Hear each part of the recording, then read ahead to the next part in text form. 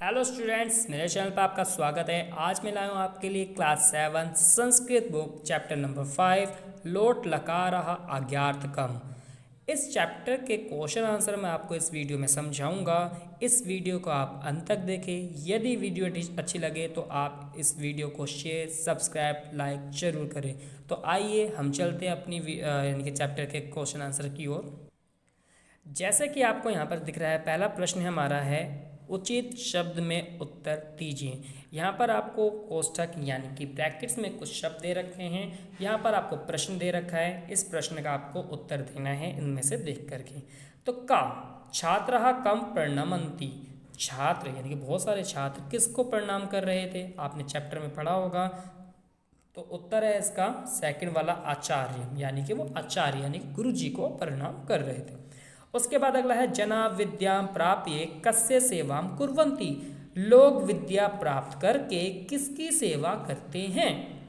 तो जैसे कि आपने चैप्टर में पढ़ा होगा, तो वहाँ पर था देशस्य, किसकी, देश की। उसके बाद अगला है आपका पादपः कीदृशः आसन, पादपा अर्थात बहुत सारे पेड़ पौधे, कीदृशा कैसे आसन थे। तो यहाँ पर आप ध्यान से देखेंगे वो पूरे कैसे थे, हरे हरे। तो इसका आंसर क्या हो जाएगा, हरितः।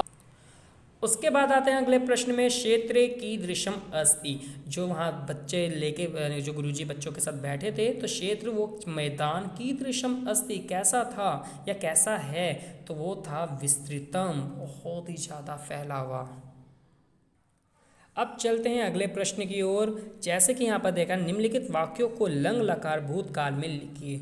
जैसे कि स्टूडेंट्स में पहले ही बता चुका हूँ, जब भी आपको लकार परिवर्तन करना होता है तो वहाँ पर आपकी क्रिया में ही इम्पैक्ट पड़ता है, बाकी सब एज इट इज़ रहते हैं। तो यहाँ पर आपको उदाहरण क्या बोलते हैं, पहला सेंटेंस है अधुना अहम गच्छानि। तो आपको ध्यान में रखना, गच्छानि जो है वो आता है लोट लगा के उत्तम पुरुष एक वचन में, तो उसी जगह आपको लंग लगा के उत्तम पुरुष एक वचन लगाएंगे तो आएगा आगच्छम। तो सेंटेंस कैसा बन गया, अधुना अहम आगच्छम। इसी प्रकार से अगला क्वेश्चन है अधुना यूयम सर्वे गच्छत। अब आप देखेंगे गच्छत जो आता है वो मध्यम पुरुष के बहुवचन में आता है लोट लकार में, तो उसी प्रकार से लंग लकार में आप लगाएंगे मध्यम पुरुष का बहुवचन, तो आएगा आगच्छत। फिर आप इसको सेंटेंस को पूरा लिख लीजिए, अधुना यूयम सर्वे आगच्छत। इसी प्रकार से थर्ड क्वेश्चन है सदा सुखी भवत। जो भवत शब्द है वो भी मध्यम पुरुष के यानी कि मध्यम पुरुष के बहुवचन में आता है लोट लकार में, तो ऐसे ही आप लंग लकार का करेंगे तो आपका क्या आ जाएगा, सदा सुखी अभवत। इसी प्रकार से दीनानाम सहायताम कुरु, कुरु जो शब्द है वो आपका आता है मध्यम पुरुष के एक वचन में, तो यहाँ पर भी आपको लंग लकार का उत्तम मध्यम पुरुष एक वचन क्या हो जाएगा, आ करो। तो यहाँ पर आप लगाएंगे दीनानाम सहायताम आ करो। उसके बाद आता है त्वम जलम पिब। यहाँ पर आप देखेंगे जो पिब है वो लोट लगा के मध्यम पुरुष का एक वचन है, तो यहाँ पर भी आप चेंज करेंगे, आप पिबह हो जाएगा लंग लगा का उत्तम पुरुष मध्यम पुरुष एक वचन में, तो त्वम जलम आपिबह। इसी प्रकार से नेक्स्ट क्वेश्चन है आपका सत्यम वद धर्मम चर। वद और ये चर दोनों के दोनों मध्यम पुरुष एक वचन में आते हैं, तो यहाँ पर भी आपकी क्रिया लंग लकार की मध्यम पुरुष एक वचन वाली रहेगी, सत्यम अवदः धर्मम अचरः। तो स्टूडेंट्स आपको इसमें बस लंग लकार के रूप याद होने चाहिए और साथ ही साथ आपको लोट लकार के भी याद होने चाहिए, क्योंकि ये जो जितने भी शब्द हैं, जितने भी धातुएं आई है वो सारी लोट लकार। यदि आपको पता होगा कि कौन सा शब्द कौन से लकार कौन से वचन का है, तो आप यहाँ पर उसको जरूर सही लिख सकते हैं। उसके बाद अगला आते हैं हम यहाँ पर मंजूषा में दिए गए शब्दों से रिक्त स्थान भरिए। यहाँ पर आपको कुछ रिक्त स्थान दे रखे हैं और यहाँ पर कुछ मंजूषा दे रखी है, तो आपको भरना है। तो गुरुजनान मतलब होता है गुरुओं को, यानी कि अनेक गुरुओं को। सत्यम अर्थात सत्य को। माँ मतलब होता है मत। चर मतलब आचरण करना। भवंती मतलब होता है, यानी कि बहुवचन में होगा। सहायता मतलब सहायता। कुरु मतलब करो। प्राप्य मतलब प्राप्त करके। ते मतलब वे सब। गत्वा मतलब जाकर। तो ये जो आप देख रहे हैं ये एक पैराग्राफ था जो पीछे आपके चैप्टर में ही मौजूद था, तो वहाँ से ये पैराग्राफ लिया गया है और इसको आपको सॉल्व करना है। जैसे डैश है यहाँ पर वध, यानी कि आपको कैसा बोलना चाहिए, सत्यम बोलो। धर्मम चर, धर्म का आचरण करो। डैश नम यानी कि गुरुजनान, गुरुओं को नमस्कार करो। असत्यम माँ ब्रूही, असत्य माँ मतलब मत बोलो। उसके बाद आप अगला देखेंगे, ये गृहम गत्वा, ये जब तुम घर जाकर मातरम पितरम चा नमंती, माता और पिता को नमस्कार करो। ते सदा सुखी न, वे दोनों या वे सब सदा सुखी न भवंतु, वे सब सुखी होंगे। उसके बाद दीनानाम सहायताम कुरु, गरीबों की सहायता करो। विद्याम प्राप्ये, विद्या प्राप्त करके देशस्य सेवाम कुरु, देश की सेवा करो। इस प्रकार से ये आपके फिल हो जाएंगे। अगला आप में आते हैं भाषा अवबोधनम, जो कि आपका क्या दे रखा है, कोष्ठक यानी कि ब्रैकेट से उचित पद चुनकर रिक्त स्थान की पूर्ति कीजिए। अब आपको यहाँ पर रिक्त स्थान में यानी कि जो दे रखे हैं यहाँ पर आपको फिल करना है। उससे पहले मैं आपको एक चीज़ बता देता हूँ, जब भी सह शब्द आएगा किसी भी फिलअप के आगे सह शब्द हो तो आप हमेशा याद रखना उसमें तृतीया विभक्ति लगती है, 3rd नंबर की। बही आ जाए तो उसमें 5वीं यानी 5th नंबर की।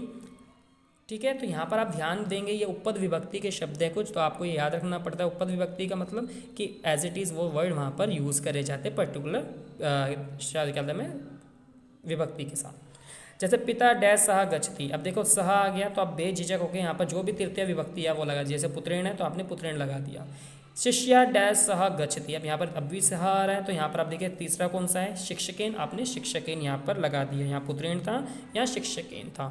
उसके बाद बालहा डैश बही गच्छति, अब बालहा डैश बही, बही आ गया तो पंचमी विभक्ति आती है। आप यहाँ पर देखिए पंचमी वाला कौन सा है, गृहात, तो आपने यहाँ पर गृहात लगा दिया। ओके, अगर मैं इसका अनुवाद करूँ तो बाला मतलब बालक घर के बाहर गया या जाता है। छात्रा डैश सह ब्रह्मणाय गच्छन्ति, अब देखिए यहाँ पर सह आ रहा है तो यहाँ पर तृतीय व्यक्ति कौन सी है, 2nd नंबर पे आचार्यण, आपने आचार्यण लगा दिया।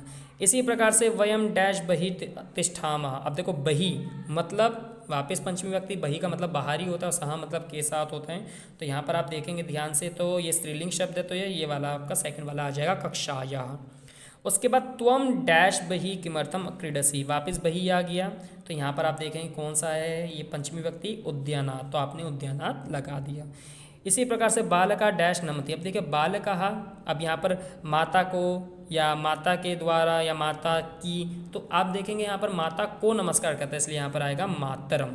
ठीक है, तो स्टूडेंट्स आपको यहाँ पर कुछ उपपद विभक्ति वाले शब्द थे, सह मतलब के साथ, बही मतलब बाहर।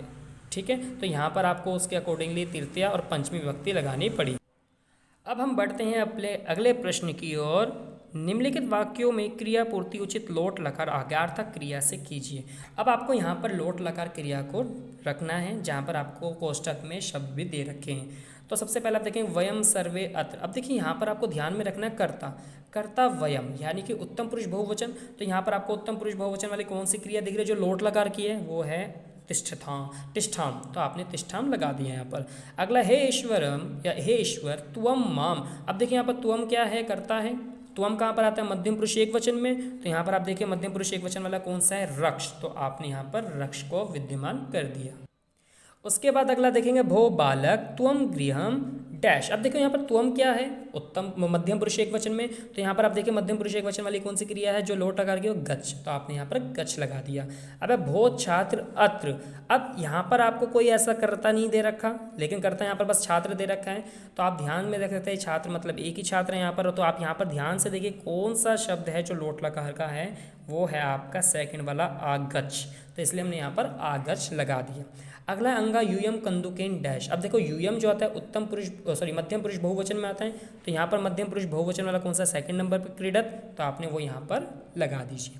अगला त्वम अस्मान कर्तव्यमान डैश, अब देखिए त्वम जो है मध्यम पुरुष एक वचन में, तो यहाँ पर आप देखेंगे ध्यान से मध्यम पुरुष एक वचन में क्या है, वध, तो आपने उसको वध यहाँ पर लगा दिया।